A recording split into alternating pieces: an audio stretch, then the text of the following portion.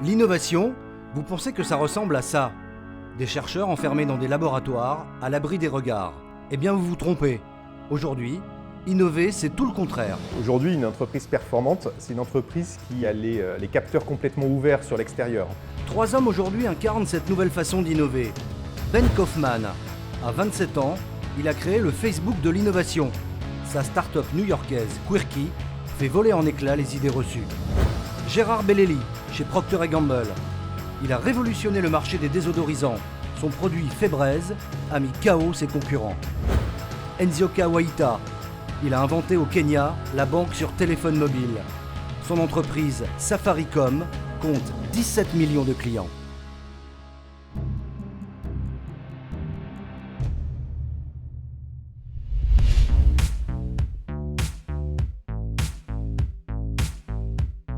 Pour commencer notre voyage, direction le centre de recherche de Valeo, en banlieue parisienne. Le lieu semble anodin, mais ce que vous allez voir ici est stupéfiant.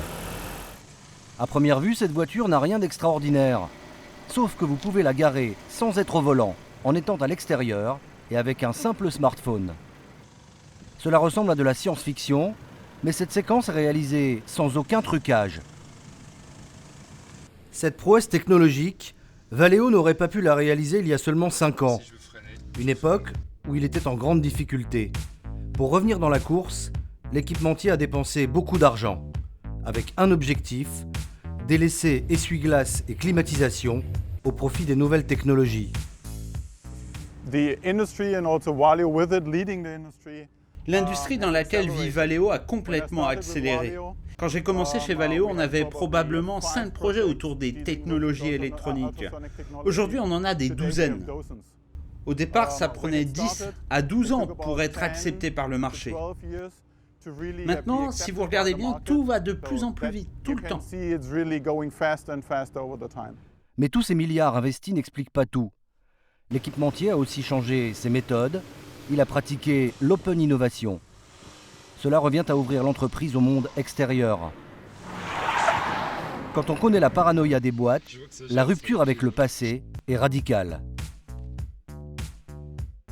C'est toujours difficile d'ouvrir sa copie au monde extérieur.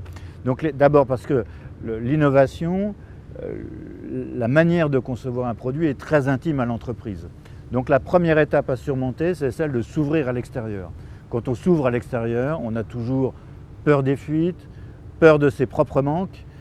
On n'a pas les mêmes réflexes qu'un universitaire, une entreprise n'a pas les mêmes réflexes, ce qui veut dire qu'il faut d'abord accepter de s'ouvrir. L'open innovation, cette pratique révolutionnaire, Valeo ne l'a pas inventée. Il est allé tout simplement la chercher aux États-Unis. C'est là que l'expression est née. Direction Cincinnati, dans l'Est américain. Un des poumons économiques des États-Unis. Ici, la vraie vedette de la ville se cache derrière ses murs. L'entreprise Procter & Gamble, géant de la consommation. 130 000 employés à travers le monde, un chiffre d'affaires qui avoisine les 80 milliards de dollars, avec des marques historiques. Ariel, Pantene, Pampers. Ce qu'on sait moins, c'est que Procter & Gamble est un des pionniers de l'open innovation. Et tout a commencé avec ce désodorisant au succès fulgurant, Febreze. Very springtimey. Springtime. Like flowery. I'm feeling a little relaxed. 15 ans seulement après son lancement, Febreze menace très sérieusement le numéro 1 mondial des désodorisants, Johnson & Johnson. Et l'artisan de ce succès, c'est un Français. Gérard Bellelli travaille depuis 20 ans chez Procter & Gamble. En 1998, il a une ambition, révolutionner le marché des désodorisants. On s'est aperçu qu'il n'y avait pas eu beaucoup d'innovation, qu'il y avait beaucoup de problèmes de consommateurs, d'opportunités techniques qui n'avaient pas été adressées par l'industrie. Donc on s'est dit, c'est là où on veut jouer. Et pour réussir son pari, le PDG A.G. Lefley va briser un tabou. Il va imposer à ses équipes l'open innovation, ce qui signifie rompre définitivement avec la culture du secret. L'open innovation L'open innovation a été la plus importante décision de ces 10 dernières années. Avant cela, très clairement, on galérait. Seulement 50% des nouvelles marques et des produits que nous lancions sur le marché étaient des succès commerciaux. Et même si on avait du succès, c'était souvent trop lent et ça prenait trop de temps pour apporter des nouvelles technologies et des nouveaux produits sur le marché. Et donc on s'est demandé pourquoi. Et l'une des conclusions que l'on a trouvées à cette époque, c'est qu'il fallait utiliser toutes les ressources possibles pour nous. Nous avons littéralement ouvert les portes. Et j'ai demandé alors aux équipes de recherche de s'ouvrir et d'essayer de voir où elles pourraient obtenir des résultats avec des nouvelles inventions et des technologies. C'est là où on est allé chercher des partenaires qui avaient la même vision que nous. Et il fallait le faire vite, puisqu'on s'attaquait à un marché où il y avait 2 ou 3 poids lourds qui avaient beaucoup plus d'échelle que l'on en avait. C'est là où C&D a été la solution pour nous. C&D pour Connect and Develop. Il s'agit en fait d'une plateforme Internet. Et c'est cette plateforme qui va faire le succès de Febreze. Jusqu'ici, les désodorisants ne faisaient que masquer les mauvaises odeurs. Sur son site, Procter & Gamble va faire sensation. Pour la première fois, il va chercher des partenaires pour parvenir à éliminer ces mauvaises odeurs. C'est une société italienne qui va trouver la molécule magique, un composant chimique inconnu jusqu'ici. Et ce n'est pas tout. Cette entreprise italienne nous a amené à beaucoup de choses sur l'industrialisation et beaucoup de flexibilité pour nous permettre de faire un design qui soit pratique, qui ait la bonne échelle et qui soit cool pour le consommateur. Hello. Quand Procter & Gamble veut aller dans une nouvelle catégorie, c'est avec l'intention de devenir bien sûr un des poids lourds et d'adresser de façon unique des besoins du consommateur. Pour ça, au XXe siècle et à la fin du XXe siècle et au XXIe siècle, il faut faire ça rapidement. Cette femme, qui marche d'un pas décidé, c'est Laura Becker, la directrice du programme Connect and Develop. Aujourd'hui, elle ne compte plus les produits qui ont connu le même succès que Febreze grâce à cette méthode. Chaque mois, la plateforme enregistre 6000 connexions, une innovation sur 2 provient aujourd'hui d'idées extérieures.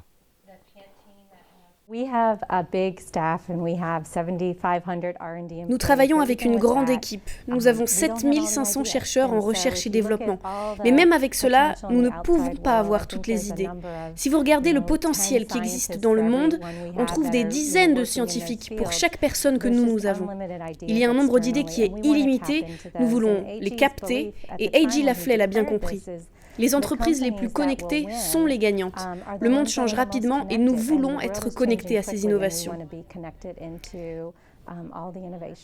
Nos partenaires, ce peut être des académiciens, des universitaires, des inventeurs individuels, ce peut être aussi des petites entreprises, des grandes, parfois des concurrents. Nous avons des partenaires dans le monde entier, dans toutes les régions, beaucoup en Europe d'ailleurs. Et nous avons tout type d'arrangements, des accords de co-développement, des investissements, des partenariats. Le but, c'est vraiment de trouver comment avancer dans l'innovation et créer une dynamique gagnante pour Procter & Gamble, les consommateurs et les partenaires. Le succès est évident, mais en interne, dans les équipes, comment tout cela a-t-il été vécu ? L'open innovation, cela revient à dire aux chercheurs que désormais, vous n'êtes plus les seuls à pouvoir innover. Un sacré choc à encaisser. Potentiellement, on pourrait le faire tout seul, mais je pense que construire des partenariats économiques, ça permet d'aller beaucoup plus vite.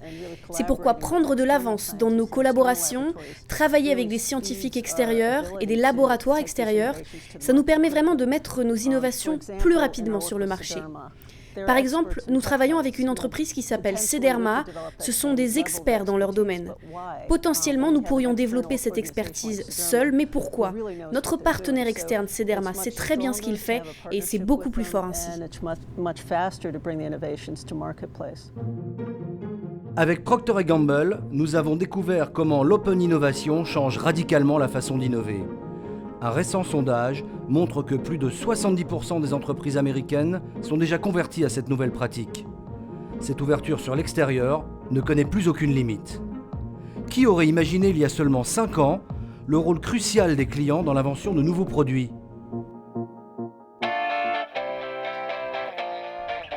Retour en région parisienne, dans une société appelée InProcess.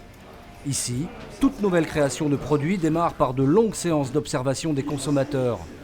Une méthode ultra utilisée dans le marketing. La grande nouveauté, c'est que maintenant, celle-ci se met au service de l'innovation. Fini les heures de recherche à l'aveugle. C'est tout l'apport d'InProcess. On lui doit par exemple le design de vos sacs de lessive ou l'intérieur de vos voitures. Aujourd'hui justement, ces séances de brainstorming. Les chercheurs doivent imaginer le nouveau chariot de course d'une célèbre chaîne de grande surface. Celui qui va bientôt vous simplifier la vie dans les rayons. Les experts scrutent le moindre détail. Ce qu'il ne faut pas perdre, c'est que les nouveaux chariots plastiques sont hyper maniables, super légers. Elle lui donne une espèce de mission. Elle lui dit écris la liste des courses. C'est 1 heure dans le magasin, mais en caisse, tu as 2 minutes pour tout réorganiser ce que tu as fait. Donc, Cela peut prêter à sourire, mais avec cette technique, on maîtrise au centimètre près vos désirs. Un gain de temps et d'argent. la question, c'est comment changer un archétype qui n'a pas changé depuis 60 ans. Et on sait que les comportements évoluent beaucoup plus vite que ce type d'objet. Donc muter les usages, c'est passer par des réponses très précises, très ponctuelles à des besoins qu'ils ont exprimés. Là, on a c'est presque scientifique, on a des arguments très forts qui nous permettent d'avancer déjà plus loin et surtout plus vite, parce que s'ils ne nous donnent pas la solution, ils nous disent déjà là où il ne faut pas chercher. Christophe Rebourg a peaufiné ce processus. Et son savoir-faire, de nombreuses entreprises se l'arrachent. Il faut aujourd'hui créer un actif expérientiel, c'est-à-dire une espèce de marketing de l'expérience où on va aller chercher de l'information attentivement et de façon attentionnée auprès des utilisateurs, trouver les clés de ce qui fera sens demain pour pouvoir construire ces nouvelles offres. Et ça, effectivement, dit comme ça, c'est l'ouverture vers une transformation assez importante de beaucoup des produits et services que l'on voit aujourd'hui dans notre quotidien. Donc évidemment, il y a un champ à la fois pour nous et à la fois pour les services innovation dans les entreprises qui est remarquable. Aujourd'hui, une entreprise performante, c'est une entreprise qui a les capteurs complètement ouverts sur l'extérieur, donc en relation avec des entreprises comme la nôtre, et toute forme d'innovateur. Le client, roi de l'innovation, c'est le constat de l'économiste Marc Giget. Et pour lui, il ne s'agit que d'un début. Il y a 5 ans, on les cherchait, les cas de coopération avec les utilisateurs. Aujourd'hui, le Dreamliner, le fameux avion Boeing, le 787, a été défini par les utilisateurs. 140 000 passagers, membres des associations de passagers, qui ont dit voilà l'avion qu'on voudrait, voilà le cahier des charges. On peut aujourd'hui, Fiat avec la Fiat Mio, associer 160 000 conducteurs pour définir une voiture qui est très différente de ce qu'il aurait fait. Et donc on a une montée des gens qui étaient un peu considérés comme des utilisateurs sans grande importance, des usagers, tout est dans le mot, usager, c'est comme un vieux Kleenex usager, qui montent. Et on dit il n'y a plus de B2B, c'est du B2B2C, le C grimpe. Il grimpe par les réseaux sociaux, il grimpe par les associations, il intervient dans la définition en disant non, on veut ça. Et donc là, on veut une montée irréversible à notre avis, par des utilisateurs pour dire non, on n'est pas passif, on veut plutôt ça, on veut moins ça. Et donc ça, c'est une dimension qu'il n'y avait pas avant.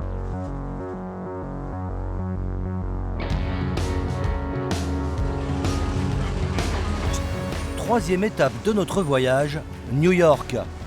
La ville où les bonnes idées se transforment en millions de dollars. Alors quand l'idée est géniale, vous pouvez imaginer ce qui se passe. À New York, depuis 4 ans, une petite start-up nommée Quirky est en train d'agiter le monde des affaires et de l'innovation avec des techniques révolutionnaires. 3 brand new consumer products every single week. Ben Kaufman n'a que 27 ans, mais il fait déjà figure de nouveau gourou de l'innovation, au point d'être invité dans les grands shows télé, comme les stars de cinéma. So someone submitted this after being inspired by a YouTube video where a dad just takes a vacuum and goes ahead and sucks the hair up and all of a sudden, bam, a ponytail. Wow! Son credo est simple, mais ô combien efficace. Transformer les idées des gens en véritables produits. Car il en est convaincu, les idées innovantes sont moins dans la tête des chercheurs que dans celle des consommateurs.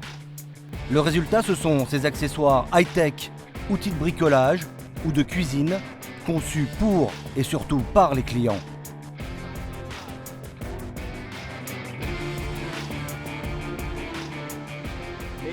Réaliser un produit implique tellement d'étapes. Vous avez l'élaboration, le design, la fabrication, la mise en vente, le service client. Toutes ces choses doivent arriver en même temps pour mettre ne serait-ce qu'un produit à travers le monde. Donc, à travers l'expérience de ma première compagnie, j'ai pu voir comment il était dur d'être un inventeur. Et j'ai voulu dessiner une société qui simplifiait tout ça. C'est pour cela que nous avons commencé Quirky, avec une vision très simple, rendre l'innovation accessible. Et c'est ce que nous faisons tous les jours. Et si demain vous rencontrez un homme d'affaires et que celui-ci vous dit « Seuls les chercheurs peuvent avoir des idées, pas les gens », qu'est-ce que vous lui répondez ? Je lui dirais « Vous êtes un menteur ». Il faut qu'il réalise qu'il y a beaucoup de chercheurs dans le monde entier. Il faut partager, apprendre à partager l'expérience des gens qui utilisent les produits. Comment les choses pourraient être meilleures ? C'est ce que nous capturons ici. Nous capturons tous ces moments où les clients disent « ce serait meilleur ainsi, ce serait meilleur comme ça ». Et tout ça, je le transforme en excellent produit. Petite démonstration. Qui ne s'est jamais arraché les cheveux en essayant de brancher tous ses interrupteurs sur une multiprise ? Jamais les entreprises ne s'étaient penchées sur ce problème. Mais un lycéen, lui, l'a fait. Il a imaginé une multiprise pliable et astucieuse. Quirky a reçu son idée et l'a commercialisée. 4 mois après, 400 000 exemplaires étaient écoulés sur le marché américain. Et Jake, son inventeur, a empoché au passage près de 400 000 $ sous forme de royalties. Quirky est en fait le Facebook de l'innovation. 300 000 membres proposent leurs idées sur le site internet de l'entreprise, votent et améliorent les idées des autres. Chaque semaine, 3000 propositions sont enregistrées et 2 idées sont sélectionnées. Les équipes de Quirky prennent ensuite la relève. Le développement de l'invention, sa production et sa distribution.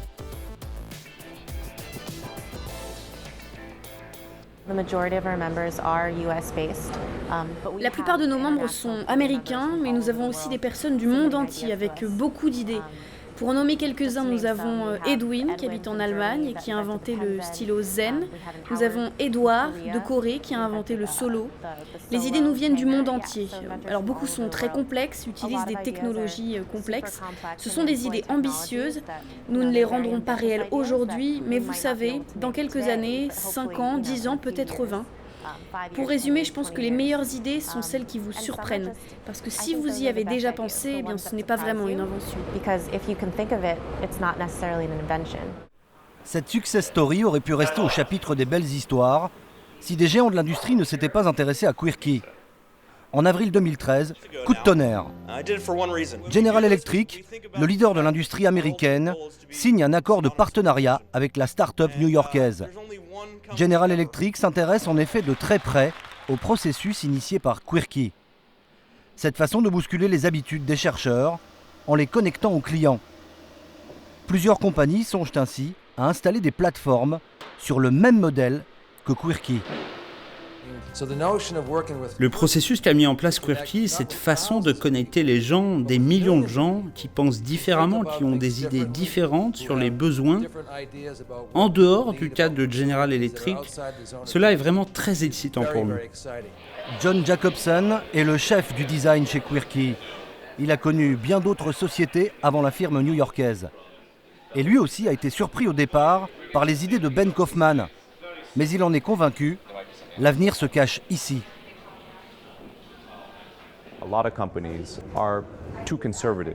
Beaucoup de compagnies sont trop conservatrices. Vous savez, elles veulent valider la moindre petite chose. Elles sont très méticuleuses dans la voie à choisir pour transformer une idée en produit. Et je pense que si j'avais été dans une compagnie privée, qu'on m'avait proposé le projet de multiprise pliable, j'aurais sûrement jugé que c'était trop risqué de fabriquer cela. Jugé que c'était une idée un peu folle. Et cette idée serait finalement restée sur le tableau, lettre morte, elle serait restée un simple projet.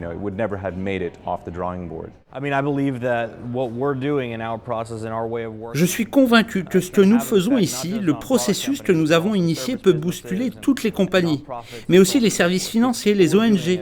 Parce que nous faisons en fait est très simple. Très simple. Ce que nous faisons, c'est écouter. Et si vous avez une compagnie dans le monde qui n'écoute rien, c'est qu'ils sont fous. Toutes les compagnies peuvent mieux faire en écoutant parce que lorsque vous écoutez, ensuite vous réagissez et vous inventez. Welcome to Quirky Product Evaluation! Vous l'avez compris, il est bien fini le temps des chercheurs enfermés dans leur laboratoire.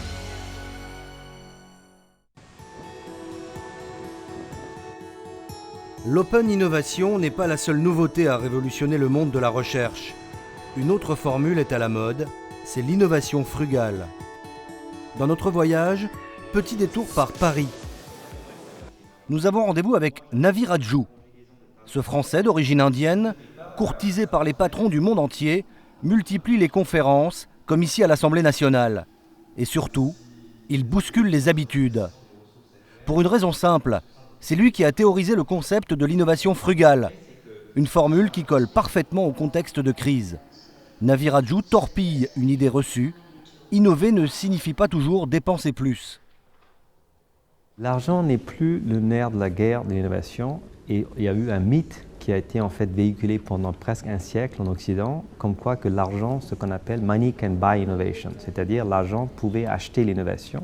Et ça s'est en fait traduit par une espèce de conséquence assez pernicieuse. C'est une forme de course aux armements, j'appelle ça, parmi les pays occidentaux et les entreprises en Occident qui en fait investissent beaucoup en R&D, au point où en 2011, les grandes entreprises en Occident ont investi un total de 600 milliards de dollars en R&D. Et toutes les statistiques et toutes les recherches montrent très clairement que l'argent n'est plus le matériel le plus important, si vous voulez, pour générer l'innovation. Il y a d'autres facteurs qui entrent en compte. Et là, on s'oriente vers un modèle où, en fait, c'est beaucoup plus market-driven. C'est centré sur les besoins. Et de ce fait, ce qui se passe, c'est que ce n'est pas l'argent qui devient, en fait, la denrée rare, ou du moins le facteur de différenciation. C'est votre capacité à détecter les besoins. Donc, en fait, l'idée, c'est de faire plus avec moins. Et c'est un peu l'essence de l'innovation frugale, c'est faire plus avec moins. Transformer les contraintes en opportunités. Pour remonter aux sources de l'innovation frugale, direction le Kenya. 40 millions d'habitants, un pays encore marqué par une guerre civile en 2007. Nairobi, la capitale, accumule les problèmes. Insécurité, pauvreté, infrastructures défaillantes et Internet quasi inexistant. Beaucoup de multinationales n'auraient jamais cru pouvoir innover dans ce contexte. Mais une société kenyane, appelée Safaricom, l'a fait de façon spectaculaire.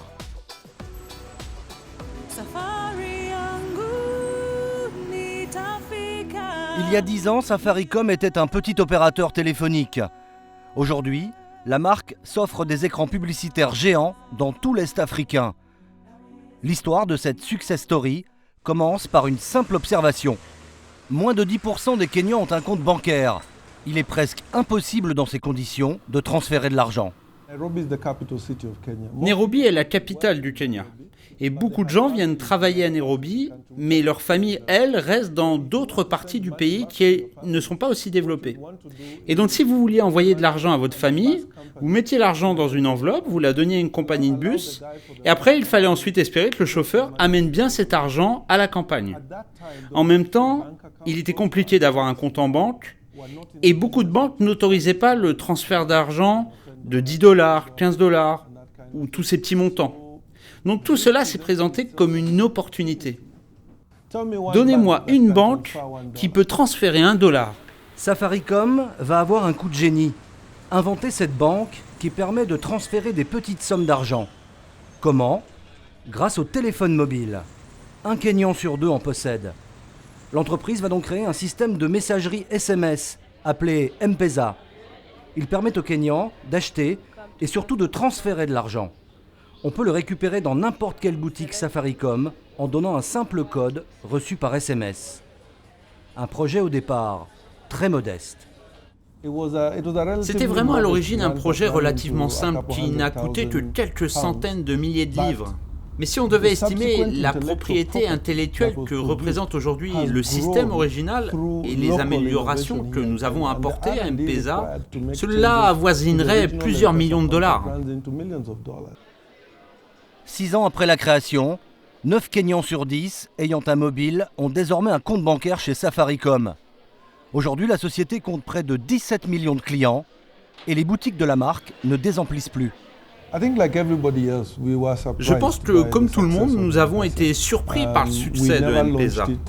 On ne l'a jamais lancé dans l'intention ou dans l'espoir que ça deviendrait immédiatement un succès. On avait une bonne intuition, mais ce succès a vraiment été une belle surprise pour tous. Et de savoir que ça continue encore aujourd'hui, depuis maintenant 7 ans, c'est incroyable. L'opérateur a notamment changé la vie de Ben, chauffeur de taxi à Nairobi. C'est vraiment un bon système, ça m'aide beaucoup. Parfois, je n'ai pas d'argent et je n'ai aucun moyen d'en trouver. J'appelle quelqu'un, il m'envoie l'argent, je reçois un message sur mon téléphone et immédiatement, je vais dans une agence M-Pesa et j'ai le cash. Chose inattendue, jamais vue en France, les clients de Ben peuvent désormais le payer avec leur portable. Et désormais, des multinationales veulent surfer sur ce phénomène et s'inspirer des méthodes de Safaricom. Des dizaines de structures ont vu le jour à Nairobi pour concevoir les applications téléphoniques de demain. Et le fabricant finlandais Nokia suit de très près ce mouvement. Le constructeur a même conçu des appareils dédiés au marché africain avec des innovations spécifiques.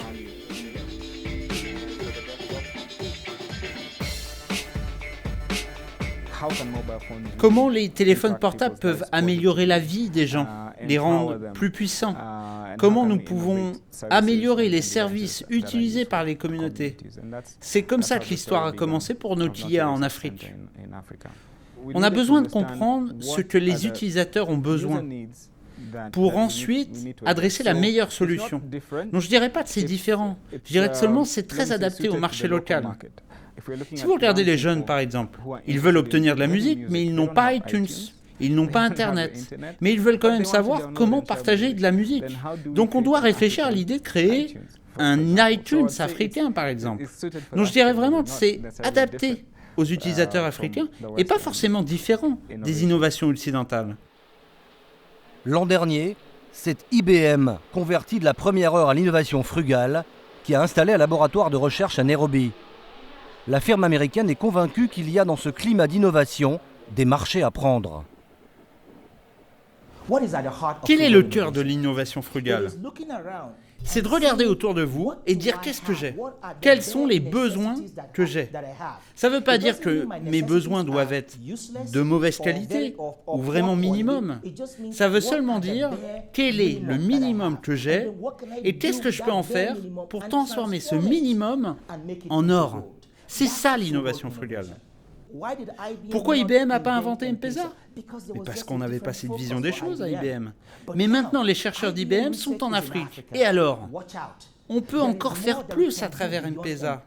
Parce que maintenant, IBM, en se tournant vers l'Afrique, on va prendre cette innovation frugale et transformer le système de santé, la sécurité des gens, l'éducation.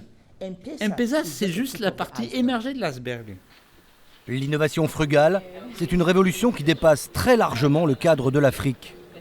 Son terrain de jeu est planétaire, comme le prédit Navi Radjou. Toutes les fonctions au sein de l'entreprise vont être affectées, voire bouleversées par ce paradigme d'innovation frugale. L'équipe de recherche, la fonction R&D va être complètement bouleversée parce qu'il faut que l'équipe de recherche devienne beaucoup plus orientée client et consommateur. Donc au lieu d'opérer dans un taux d'ivoire, il faut que les chercheurs, en particulier les ingénieurs et scientifiques, commencent à se préoccuper davantage des besoins du marché.